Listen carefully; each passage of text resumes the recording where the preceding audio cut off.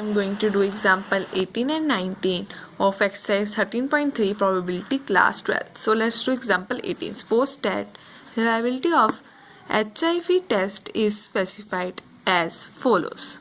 ठीक है, उन्होंने बोला है, उन्होंने HIV टेस्ट को उन्होंने यहाँ पर बताया हुआ है कि ऑफ पीपल हैविंग HIV, जिन लोगों को HIV है 90% of the test detect the disease. उन्होंने बोला जिनको HIV है 90%, जिनको HIV है उनको 90% लोगों को उन्होंने टेस्ट ने डिटेक्ट भी किया है कि उन्हें HIV है, but 10% go undetected of people free of HIV. उन्होंने बोला है उन्होंने HIV टेस्ट किया, उसमें से 10% लोगों को जिनको HIV था उन्होंने उनको बता दिया कि उनको HIV नहीं है. तो हम यहाँ पर एक ये ट्री डायग्राम बनाते हैं, ठीक है, उसमें लिख लेते हैं कि जिनको HIV है, मतलब HIV पॉजिटिव है, जिनको HIV है. तो जिनका टेस्ट किया था उसमें से HIV पॉजिटिव किसको 90% को HIV पॉजिटिव किया था, तो 90/100 तो 0.9% 0.9 जो HIV पॉजिटिव हैं. तो आगे क्या बोला 10% go and detected of free of HIV. उनको जिनको HIV था उनको बता दिया कि वो नेगेटिव है, उनको HIV है ही नहीं है.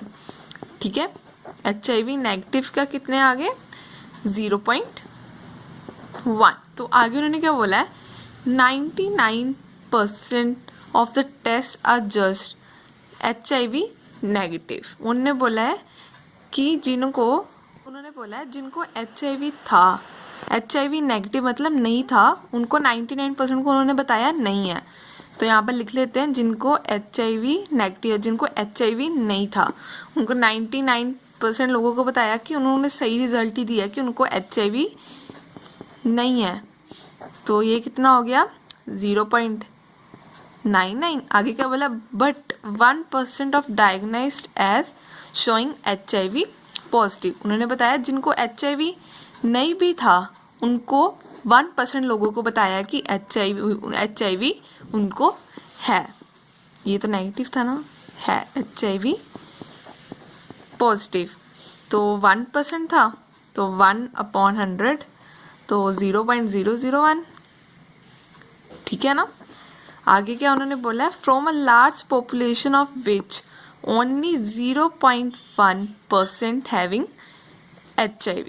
उन्होंने बोला है कि इतनी लार्ज पॉपुलेशन में से सिर्फ 0.1% को HIV है. इसका मतलब उन्होंने किसकी पॉपुलेशन दी हुई है HIV पॉजिटिव की.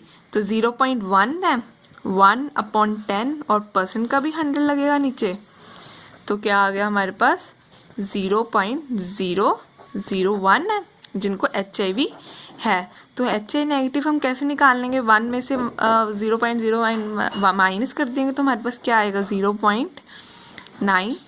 ये हमारे पास किसकी पॉपुलेशन है जिनको HIV नेगेटिव नहीं है.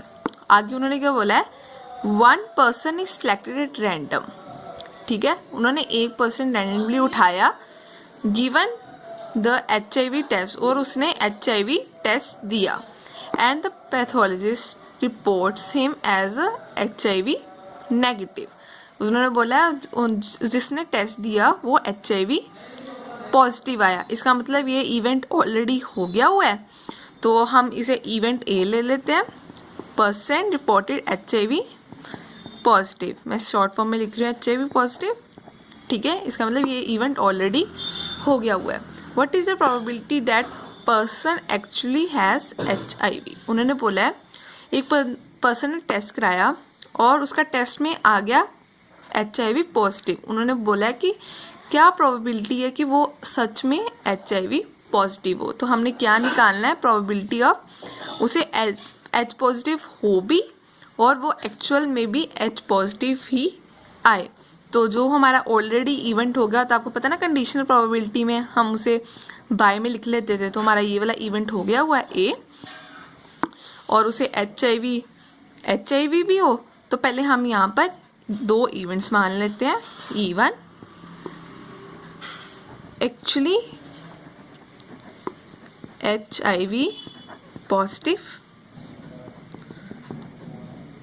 दूसरा इवेंट मान लेते हैं एक्चुअली HIV नेगेटिव। तो उन्होंने बोला जिसको HIV हो भी और उसका एक्चुअली में HIV IB, तो उसको एक्चुअली HIV हो भी, ये हमारा ये इवेंट है। तो हमने यही निकालना है जिसको HIV हो भी और उसका एक्चुअल HIV IB। तो हमने इसका एक्चुअल HIV हो भी, तो हमारा वो कौन सी प्रोबेबिलिटी है 0.01, और उसका HIV IB तो उसकी प्रोबेबिलिटी क्या है 0.9। अब हम नीचे सारी HIV पॉजिटिव की प्रोबेबिलिटीज लिख लेंगे, क्योंकि उन्होंने बोला है एक्चुअली हैज़ HIV पॉजिटिव। ठीक है, तो HIV आने की पॉजिटिव प्रोबेबिलिटी क्या है, HIV आया भी और उसे है भी। और दूसरी प्रोबेबिलिटी क्या है, उसका HIV नेगेटिव आया और उसका उन्होंने HIV पॉजिटिव बता दिया। ठीक है ना, ये हमारी सारी प्रोबेबिलिटी, हम नीचे हमेशा अपॉन में सारी प्रोबेबिलिटीज लिख देते हैं। तो अब आप यहाँ से इजीली अपना आंसर लेकर आ सकते हो। इसमें आपको कोई फॉर्मूला याद रखने की ज़रूरत नहीं है, सिर्फ थोड़ा सा क्वेश्चन में देखना है। आपको जो ऑलरेडी गिवन होगा हमने उसे ए इवेंट मान लेना है, तो जो हमें कंडीशंस गिवन है उस हिसाब से हमने ये बना लेना है। So this is the answer.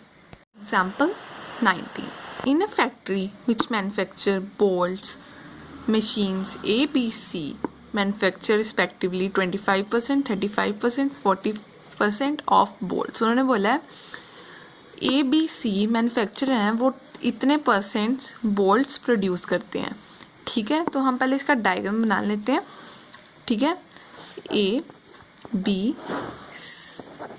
C उन्होंने बोला है वो कितना प्रोड्यूस करता है 25%, कितना हो गया 0.25, और 35% बी प्रोड्यूस करता है, ये कितना आ गया 0.35, और 40% क्या कौन सा करता है सी प्रोड्यूस, तो ये कितना आ गया 0.4। ठीक है, उन्होंने आगे क्या लिखा है, of their outputs 5, 4, 2% are respectively defective bolts. उन्होंने बोला 5 to 4 2% are respectively defective bolts. तो डिफेक्टिव लिख लेते हैं, कितने परसेंट बोला ना 5%, तो ये कितना आ गया डिफेक्टिव, कितने आ गए 0.05 डिफेक्टिव है, और बी के कितने हैं 0.04, और सी के कितने हैं 0.02। ये कौन से हैं डिफेक्टिव, ये कौन से हैं डिफेक्टिव। तो आगे क्या बोला, a bolt is drawn at random from the product and is found to be a defected. उन्होंने बोला एक उन्होंने बोल्ट निकाला प्रोडक्ट में से और वो क्या निकला डिफेक्टिव। तो ये ऑलरेडी हमारा एक इवेंट हो चुका है, तो अब हम इसे ए नहीं मानेंगे क्योंकि ए यहाँ पर ऑलरेडी गिवन है, तो हम इसे ई मान लेते हैं। Bolt is defective. ठीक है, what is the probability that it is manufactured by the machine B. उन्होंने बोला वो डिफेक्टेड भी हो और वो मशीन बी से भी हो। ठीक है, तो पहले हम यहाँ पे इवेंट्स मान लेते हैं। ठीक है, यहाँ पर हम इवेंट्स मान लेते हैं P1। ठीक है, manufactured by machine A, manufactured by machine B, manufactured by machine C. ठीक है, उन्होंने बोला है वो डिफेक्टेड भी हो और वो मशीन बी से भी हो। ठीक है, तो हमने क्या निकालना है, हमारा इवेंट ऑलरेडी हो चुका हुआ है, जो हमें इवेंट हो चुका है हम उसे नीचे लिख लेते हैं। उन्होंने बोला वो मशीन बी से भी हो, बी वाला इवेंट कौन सा है P2 वाला। ठीक है, और उन्होंने बोला है कि वो डिफेक्टेड भी हो और मशीन बी से भी हो। डिफेक्टेड के हमारा कितना है 0.04, और वो मशीन बी से भी हो क्या 0.35, और हम नीचे सारी प्रोबेबिलिटीज लिख लेंगे। ठीक है, वो मशीन से हो और वो डिफेक्टिव भी हो और मशीन बी से हो और वो डिफेक्टिव भी हो, और मशीन सी से हो और वो डिफेक्टिव भी हो। तो ये हमारा सिंपल सा बहुत इजी मेथड है, ये आप अगर फॉलो करोगे आपको इसमें कुछ नहीं याद रखने की ज़रूरत है। सो आप यहाँ से आप आंसर निकाल सकते हो ना। So this is the answer.